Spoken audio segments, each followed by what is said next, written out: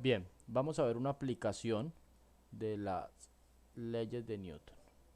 Tenemos un plano inclinado en el cual se coloca una caja. Bien, queremos saber si esta caja se acelera, se desliza, cae o que se queda estática o demás. Bien, entonces vamos a utilizar el concepto de fuerza. Debe tener claro el concepto de fuerza y debe tener claro el concepto de vector. Perfecto. Vamos a hacer nuestro diagrama de cuerpos libres. Entonces, recuerde que hacer el diagrama de cuerpo libre es dibujar los vectores fuerzas que está actuando sobre ese cuerpo, en este caso la caja. Partamos desde la mitad del objeto. Muy bien. Recordemos que siempre hay una fuerza peso del objeto y esta siempre va dirigida hacia abajo, hacia el centro de la Tierra. Y la simbolizamos con la W mayúscula. Recordemos que como hay dos superficies en contacto, se genera una fuerza normal que es perpendicular a la superficie. F sub n la llamamos. Y recordemos que hay dos superficies en contacto, entonces también se genera otra fuerza que la llamamos fuerza de rozamiento, F sub r. Muy bien. Y supongamos que se le aplica una fuerza dirigida hacia allá, que la llamamos F. Perfecto. Entonces hemos hecho nuestro diagrama de cuerpo libre. Recuerde que el diagrama de cuerpo libre es dibujar en el diagrama, en la imagen, en el gráfico, dibujar las fuerzas que están actuando sobre el objeto con la ayuda de los vectores. Perfecto. Luego de eso vamos a trazar nuestro plano cartesiano de tal manera que tracemos un plano cartesiano donde la mayor cantidad de fuerzas posibles queden sobre los ejes. Y eso se logra precisamente en este plano cartesiano. Atención. Atención. Si yo trazo así mi plano cartesiano,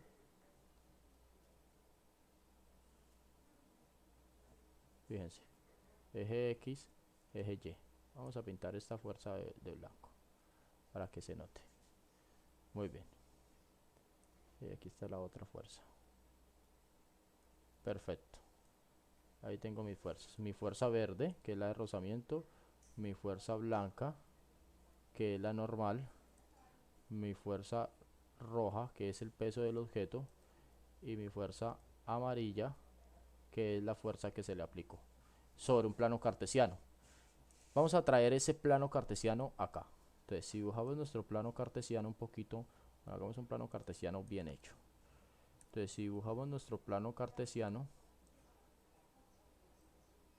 muy bien, eje X, recuerden, eje X y eje Y. Y dibujamos nuestras fuerzas. A ver, ¿cómo quedó la fuerza blanca? Vamos a hacerla ahora de otro color, vamos a hacerla de color azul. La fuerza normal quedó sobre este eje, sobre el semieje Y positivo. Esta. Y se llama F sub n. La verde quedó sobre el eje X negativo. Esta. Perfecto. La amarilla, la fuerza que se le aplicó, quedó sobre el semieje X positivo. Perfecto. Y el peso quedó formando un ángulo con los dos ejes. Muy bien. Este es el peso, que es W mayúscula. Esta es F, la fuerza que se le aplicó. Y esta es la fuerza de rozamiento. Perfecto. Aquí un tip. Este ángulo de inclinación del plano teta queda formado aquí con el ángulo Y. Y ese sería teta. Mire que pasamos de un diagrama al plano cartesiano dibujar nuestras fuerzas. ¿Para qué nos sirve eso? Pues bien, ahí es donde vamos a hacer nuestra sumatoria de fuerzas. Las sumatorias de fuerzas. Estas sumatorias se hacen en dos momentos. Una en el eje X y se simboliza sumatoria de fuerzas en X, y otras en el eje Y, que se simboliza sumatoria de fuerzas en Y. Perfecto, ¿qué vamos a hacer?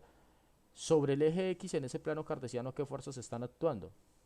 Está actuando Fr y F, pero hay una fuerza, a ver, en este plano cartesiano tenemos cuatro fuerzas.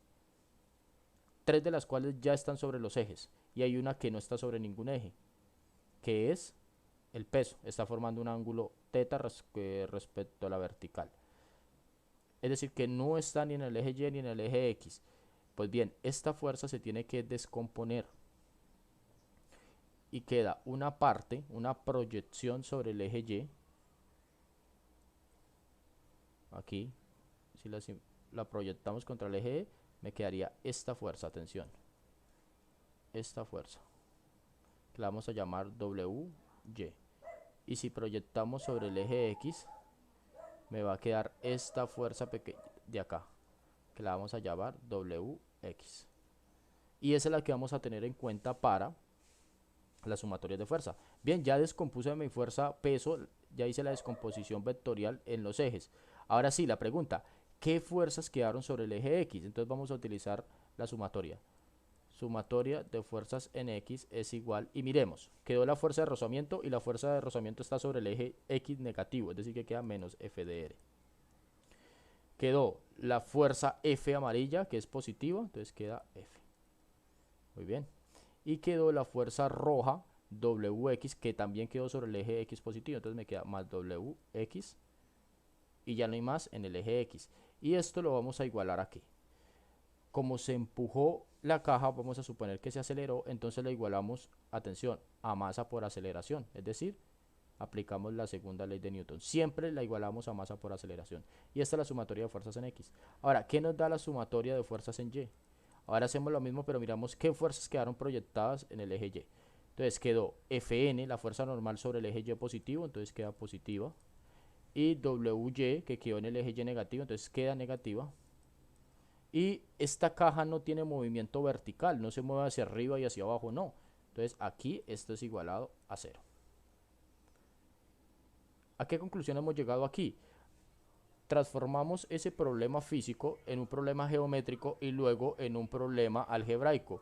Menos f de r más f más wx es igual a masa por aceleración, y luego f sub n menos wy es igual a 0. Es un problema algebraico.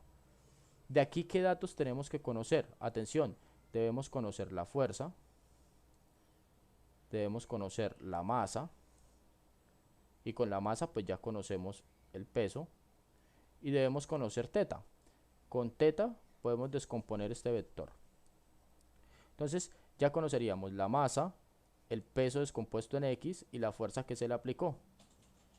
¿Qué no tendría? ¿Qué estoy averiguando? Estoy averiguando la aceleración y estoy averiguando la fuerza de rozamiento. Y aquí abajo, ¿qué tendría? Aquí abajo tendría esta. Muy bien. Conocería el peso en Y y no conocería la fuerza normal. Pero la fuerza normal la puedo descomponer.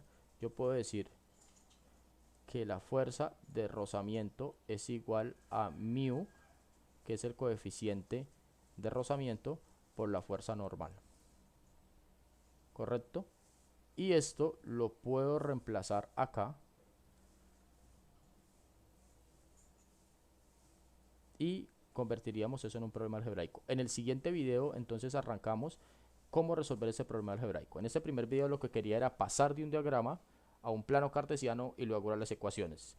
En el siguiente video, ya teniendo las ecuaciones listas, entonces hacemos el paso a paso para resolver este problema algebraico.